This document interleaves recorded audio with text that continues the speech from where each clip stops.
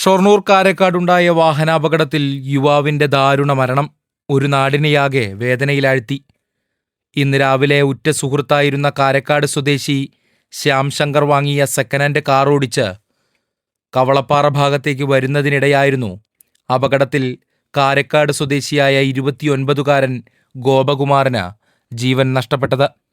നിയന്ത്രണം വിട്ട കാർ റോഡരികിലെ ഇലക്ട്രിക് പോസ്റ്റിലും സ്വകാര്യ വ്യക്തിയുടെ വളപ്പിലുണ്ടായിരുന്ന തെങ്ങിലും ഇടിച്ചായിരുന്നു അപകടം.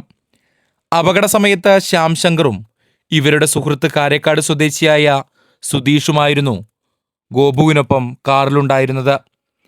ഡ്രൈവിംഗ് സീറ്റിന്റെയും മുൻഭാഗത്തെ ബോണറ്റിന്റെയും ഇടയിൽ കുടുങ്ങിയ ഗോപകുമാർ സംഭവ സ്ഥലത്തു വെച്ചു തന്നെ മരണപ്പെട്ടു.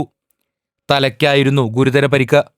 ഷൊർണൂരിൽ നിന്നും അഗ്നിരക്ഷാസേനയെത്തി കാർ വെട്ടിപ്പൊളിച്ച് പുറത്തെടുത്ത് വാണിയംകുളത്തെ സ്വകാര്യ ആശുപത്രിയിൽ എത്തിച്ചെങ്കിലും ഗോപുവിനെ രക്ഷിക്കാനായില്ല. ഒപ്പമുണ്ടായിരുന്ന 2 സുഹൃത്തുക്കൾക്കും ഗുരുതരമല്ലാത്ത പരിക്കുകളുണ്ട്. മരണപ്പെട്ട ഗോപകുമാറിന്റെ മൃതദേഹം നാളെ പോസ്റ്റ്മോർട്ടം നടപടികൾക്ക് ശേഷം ബന്ധുക്കൾക്ക് കൈമാറും. വിദേശത്തായിരുന്ന ഗോപകുമാർ 6 മാസങ്ങൾക്കു മുമ്പാണ് നാട്ടിലെത്തിയത്. സുഹൃത്തു വാങ്ങിയ സെക്കൻഡ് ഹാൻഡ് കാർ സർവീസിന് ശേഷം കാരക്കാട്ടേക്ക് എത്തിക്കുന്നതിനിടെയാണ് അപകടമെന്നാണ് വിവരം. സംഭവസ്ഥലത്ത് ഷൊർണൂർ SI അശ്വിന്റെ നേതൃത്വത്തിലുള്ള പോലീസ് സംഘം വിശദമായ പരിശോധന നടത്തി.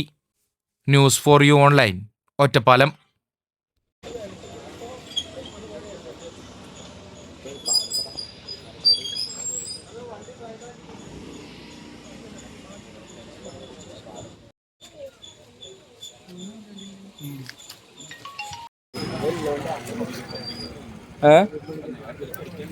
ഞാൻ അതിനെ വിളിച്ചു.